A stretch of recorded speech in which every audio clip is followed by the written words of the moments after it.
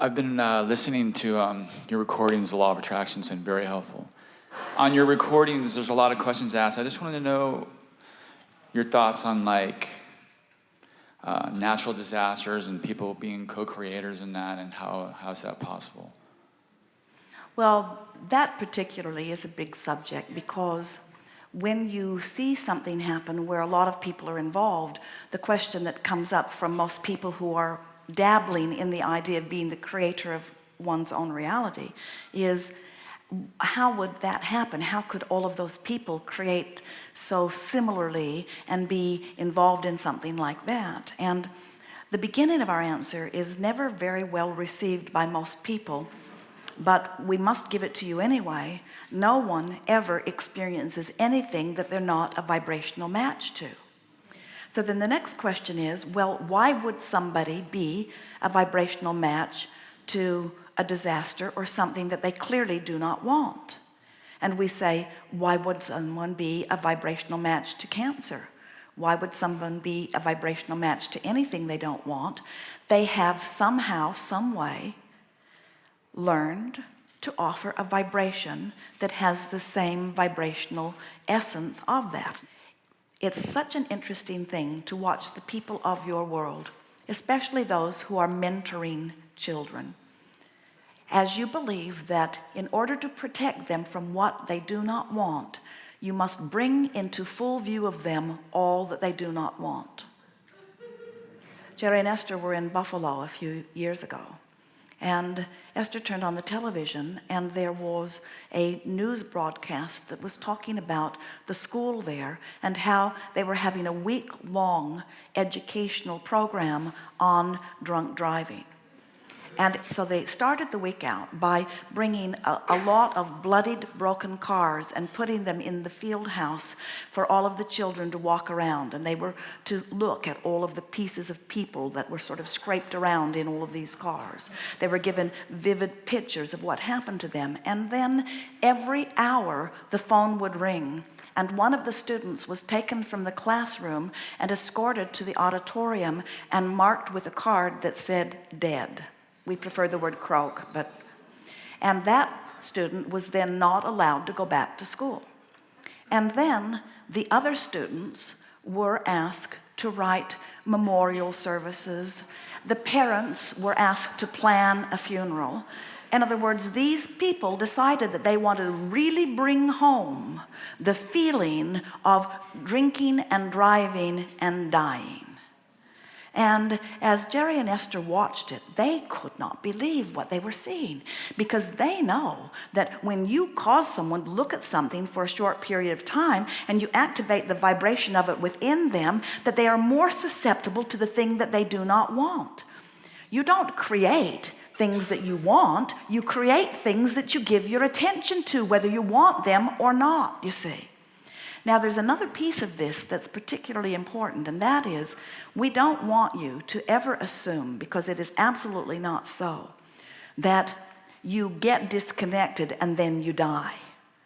The death experience is the full connection. It's coming back into who you really are. And so while it is so that a person lives life and wants something and doesn't allow it, and lives life and wants it more and doesn't allow it, and lives life and wants it more and doesn't allow it, under those extreme conditions of split energy, then their body breaks down or they get run over by a truck. In other words, it is true that it is that contradictory energy that usually is at the root of those things that happen. But the death experience is the ultimate calling back into alignment. It's the ultimate letting go of the oars and releasing into pure positive energy.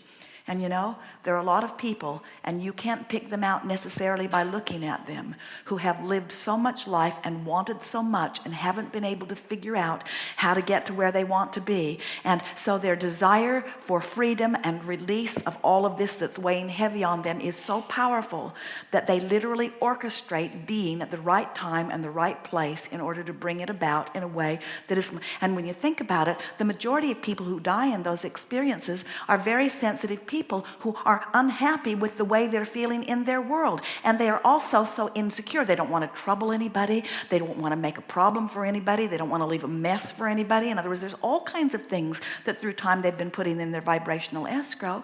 Nothing that happens to anybody, no matter what it is wrong or unjust or unfair or inappropriate given the vibration that they are offering. Nothing is destiny either, in the sense that someone else is orchestrating it for you, or in the sense that you orchestrated it for yourself at another time.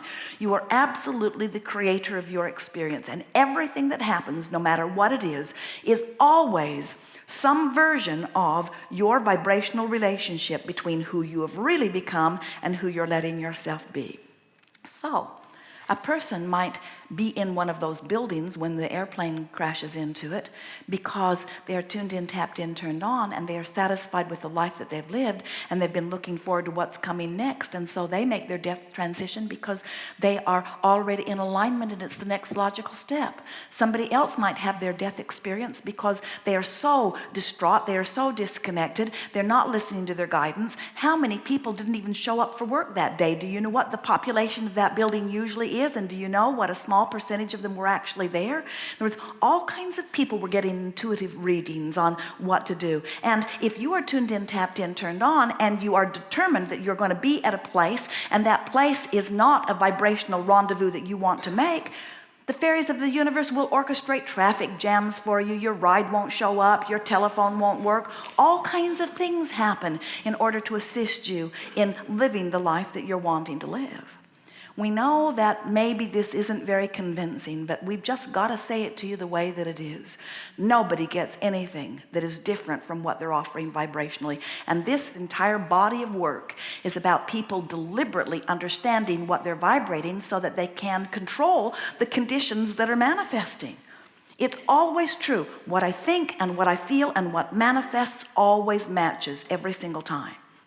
So if we were standing in your physical shoes, we'd be launching rockets of desire, and we'd be thinking about what we want and why we want it, and we'd be tuning ourselves into vibrational alignment with the well-being that you want and deserve.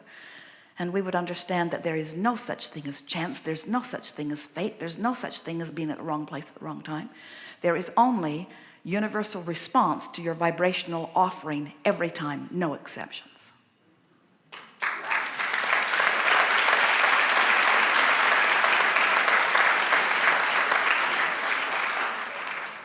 I believe that. I don't want to say this, but my brother was killed violently like 2 months ago, and I had talked to him a few days before, and I knew, after listening to your recordings, I knew that he was like a co-creator in that whole situation.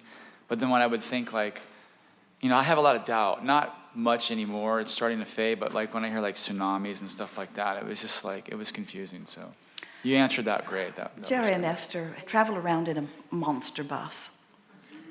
And there are moving parts, and there are things that need to be updated and repaired from time to time. And so they're driving across the Texas desert and romping along, having a wonderful time, and got an impulse to stop early and stay in a particular RV park out in the desert.